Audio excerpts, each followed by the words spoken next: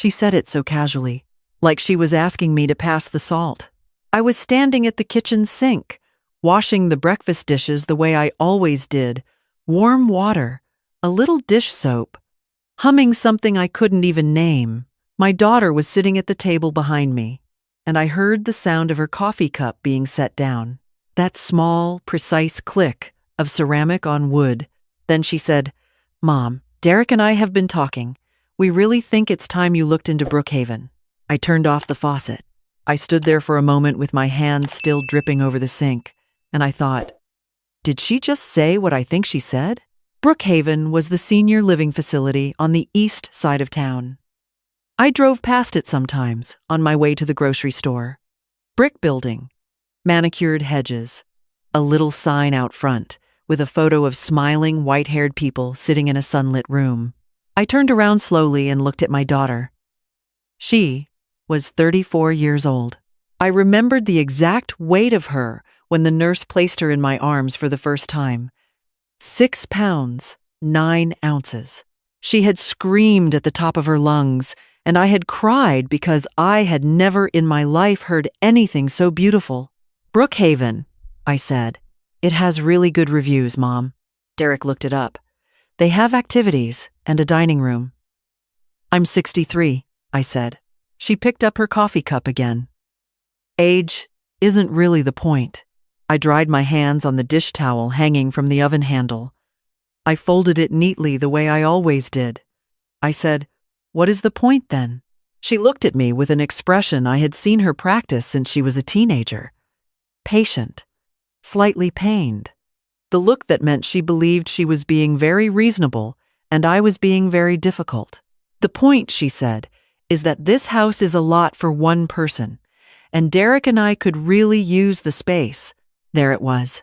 "I want to tell you something about this house before I go any further, because if you don't understand what this house means, you won't understand any of the rest of it. My husband Gerald and I bought this property 31 years ago. It wasn't much to look at back then, a half-acre lot on a quiet street, a small structure that the realtor had generously called a starter home and that Gerald had privately called a box with a roof. But the price was right, and the bones were good. And more importantly, we could see what it could become. We didn't hire contractors. We couldn't afford to.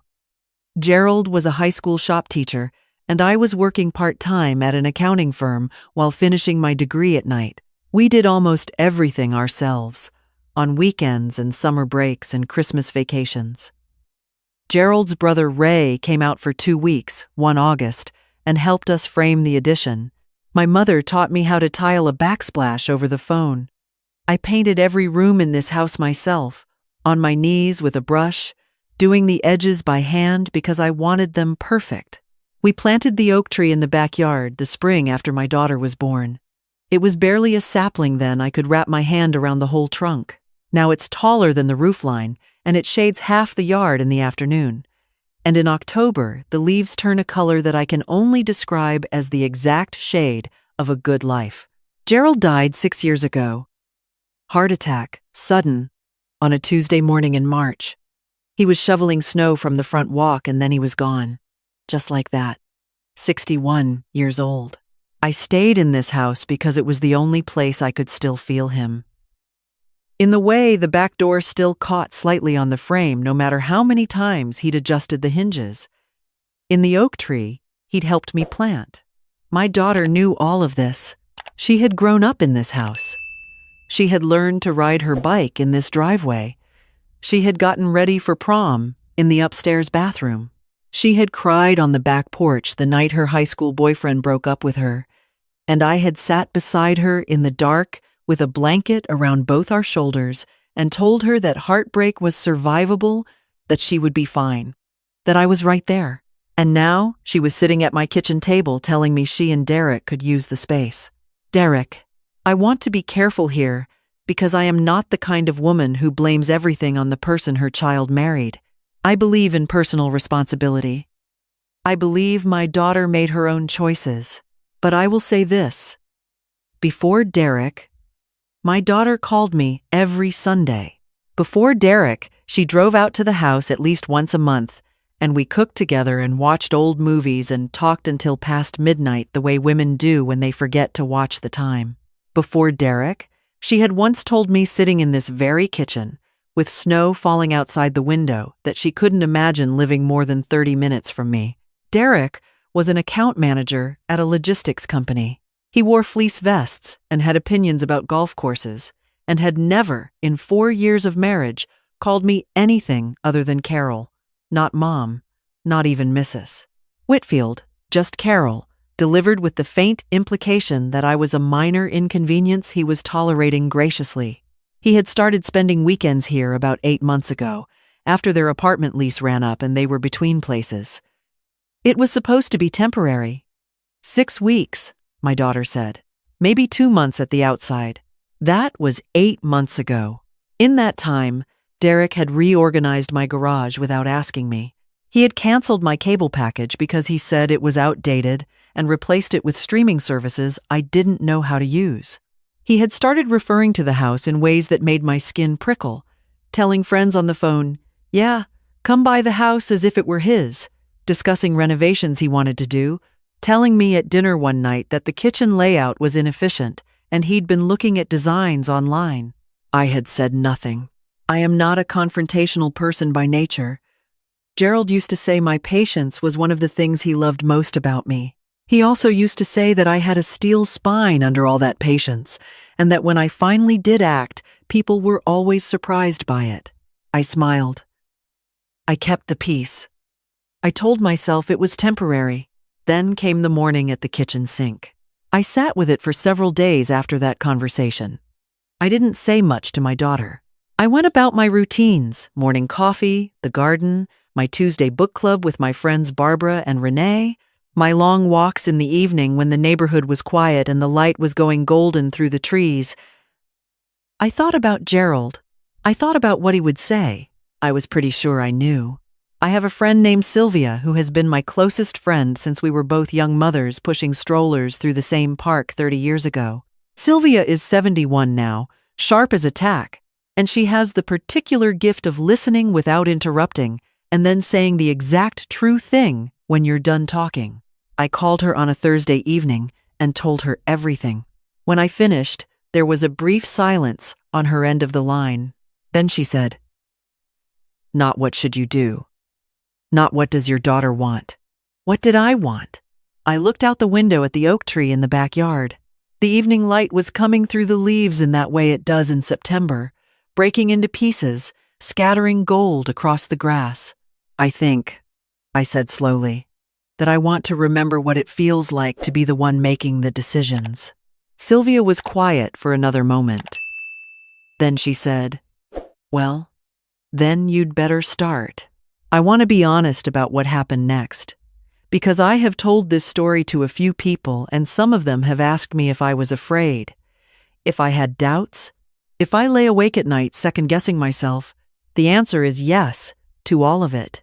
I am 63 years old, and I had lived in that house for 31 years, and the thought of leaving it made me feel something I could only describe as a deep and complicated grief. This was not a small thing. I do not want to pretend it was easy or simple, because it wasn't. But I also thought about what my daughter had said. This house is a lot for one person. And the more I sat with those words, the more I realized that she was right, just not in the way she meant. This house was carrying a weight it had never been meant to carry. It was carrying Gerald's absence. It was carrying the version of my life that had ended 6 years ago on a Tuesday in March. It was carrying the grief I had never quite let myself finish because I had stayed so still, surrounded by the evidence of everything I had lost. Maybe it was time, just not in the direction my daughter intended. I called a realtor named Patricia, who had sold the house down the street 2 years ago, and who I had always liked for her directness and her sensible shoes. I asked her to come by quietly on a Wednesday morning when my daughter and Derek were both at work. Patricia walked through every room with her notepad and her practiced eye. She noted the addition Gerald and I had built, the hardwood floors we'd refinished ourselves, the kitchen I'd retiled twice over the years because I'd changed my mind about the color. She stood in the backyard for a long moment, looking at the oak tree. "That's a beautiful tree," she said. "We planted it the spring after my daughter was born," I said.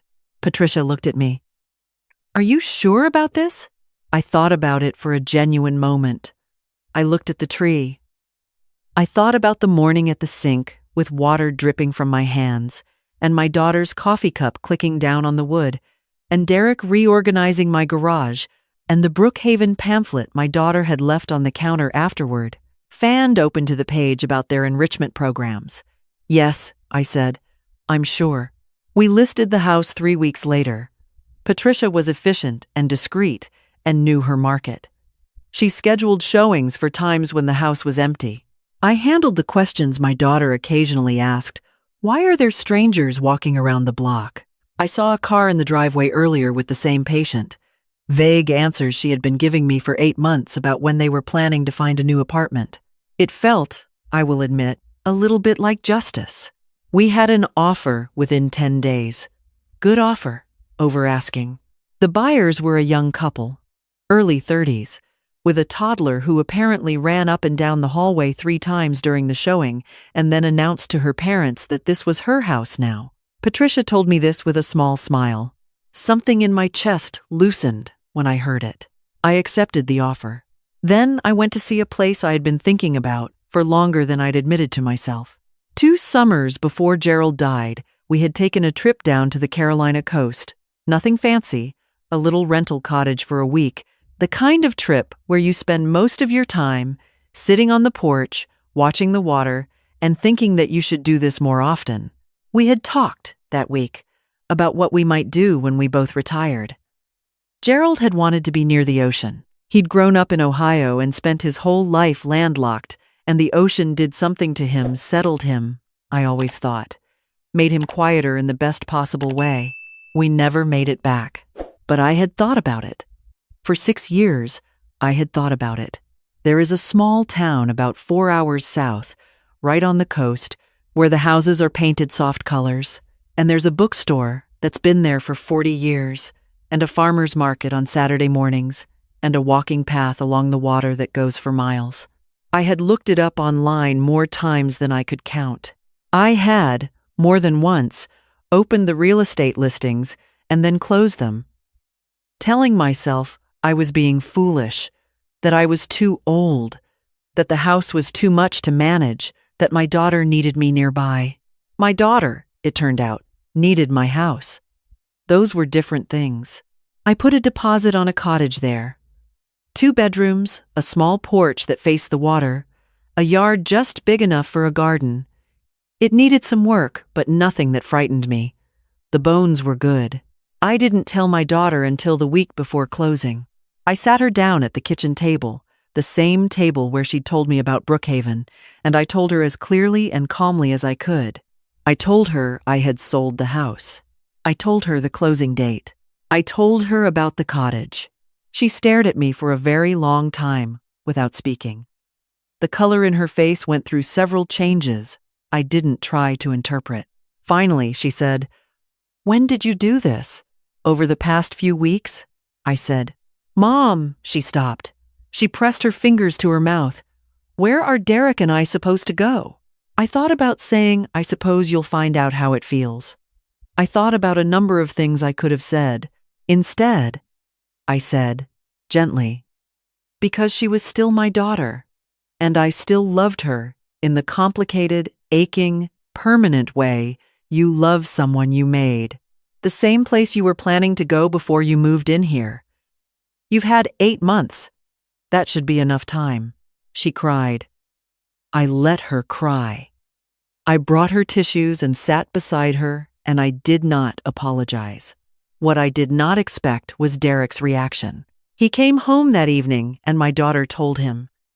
And I heard them talking in the room above me, Derek's voice, low and controlled the way he got when he was making a point, and then he came downstairs and sat across from me at the same table and looked at me in a way I had not seen from him before. Not dismissive, not condescending. He looked, for the first time, like he understood something. I want to ask you something, he said. Go ahead. Did we do this? I looked at him steadily. You asked me to leave my own home, I said. So I did. He was quiet for a moment. Then he nodded. Slowly, like a man working something out. Okay, he said, which was not an apology. But it was more honest than anything he'd said to me in 8 months. Moving day was a Saturday in November. I had been a deliberate and systematic packer. Over the weeks, I had sorted through everything in that house, 31 years of living, of accumulation, of the archaeology of a life. I gave things to the Goodwill, I gave things to neighbors. I gave my daughter the kitchen table, the one Gerald had built, because whatever else was true, it belonged in a family, and she was my family. I kept Gerald's tools. I kept the photographs. I kept the cast iron skillet his mother had given us as a wedding gift, the one so seasoned it was practically black, the one I had cooked 30 years of Sunday breakfasts in. My friends Barbara and Renee and Sylvia came to help. We worked through the morning, and by noon, the moving truck was loaded. We stood in the backyard in our coats in the November chill, and I looked at the oak tree one last time. It was huge now, branches wide enough to provide real shade in summer, bark thick and furrowed, roots that had found their way deep into that particular piece of ground. I put my hand against it the way I sometimes did, the way you touch something you want to memorize. Come on, sweetheart, Sylvia said, gently, from behind me. I drove south while the moving truck followed. I listened to music Gerald had loved, old country, Emmylou Harris, the kind of thing that sounds like wide open space. I watched the landscape change as I drove, the colors shifting, the light getting different, that particular quality of coastal light that seems to come from more directions at once. 4 hours later, I pulled into the driveway of a small cottage with a blue-gray porch and a view of the water. I sat in the car for a moment. Then I got out and stood in the salt air and listened to the sound of the ocean, which was closer than I'd realized, just past the line of low dunes at the end of the street. The sound of it, the constant patient sound of it, like something very old reminding you that things go on. Gerald would have loved it. I think about that often now. I make my coffee in the mornings and I take it out to the porch, and I sit with it while the sun comes up over the water. And I think, he would have loved this. Not with sadness exactly, with something that feels more like gratitude, like I finally did the thing we were always going to do. And it's not too late, and it counts. My daughter and I spoke about 6 weeks after I moved. She called on a Sunday evening. Her voice was careful. I've been thinking a lot, she said. I have too, I said. I want to say. She stopped, started again. I think I let Derek's ideas become my ideas, and I didn't think hard enough about what that meant. About what I was asking you to give up. I was quiet for a moment. Outside, the last of the daylight was fading over the water, and the sky was doing something extraordinary in oranges and pinks. Thank you for saying that, I said. Are you happy there? I thought about the bookstore I'd already been to 3 times. I thought about the woman at the farmer's market who had admired my cast iron skillet when I'd mentioned it in passing, and who had then spent 45 minutes teaching me about the pepper jelly her grandmother used to make. I thought about the walking path by the water, and how I went every evening now, and how I had started nodding to the same few people, a man who walked, a very dignified old beagle, a woman about my age, who always had headphones on and always waved, and how there was something quietly good about that, about becoming a small, regular presence in a new place. Yes, I said. I really am. She visited in February. She came alone. Derek stayed home, which I thought was wise of him. She stood on my little porch and looked at the water for a long time without saying anything. Then she said, Mom, this is really beautiful. I know, I said. We cooked together that weekend, the way we used to. I made Gerald's mother's pot roast, and my daughter made the bread she'd learned from watching cooking videos during the pandemic. And we ate at my small table by the window, with the dark water out the glass, and talked until well past midnight, the way women do when they forget to watch the time. She cried once. I let her. I did not cry until after she left, standing in the kitchen doing the dishes with the warm water and the soap. And for a moment, I couldn't name exactly what I was feeling. It was too many things at once. Grief for the house, yes, still. Grief for Gerald, always. But also something lighter. Something I recognized, slowly, as relief. I have not solved everything. My daughter and I are still finding our way back to each other. That takes time. And time is one thing I refuse to waste on anything that doesn't matter anymore. What I know is this. I am 63 years old. I have built things with my own hands. I have raised a child and buried a husband and kept a garden and learned to tile a backsplash over the phone from my mother, who has been gone for 15 years and whose voice I can still hear, patient and clear. No, not like that. Caro, you have to press it from the center out. I am not invisible. I am not finished. I am not anyone's problem to solve. I went to the farmer's market last Saturday morning and came home with tomatoes and pepper jelly and a small potted rosemary plant that I put in the kitchen window where it catches the morning light. I am going to plant a garden in the spring. Nothing too ambitious, I know my limits, or at least I know them better than I used to. And sometimes in the evenings, when I walk the path by the water and the light is going low, and the old beagle trots past me with his head held up like he's someone important, I think about the oak tree. By now it's budding again for spring, putting out its leaves, doing what it was always going to do, regardless of who was standing under it or what they decided. That's the thing about roots. They don't need your permission. They just go deep and hold on and wait for the season to turn.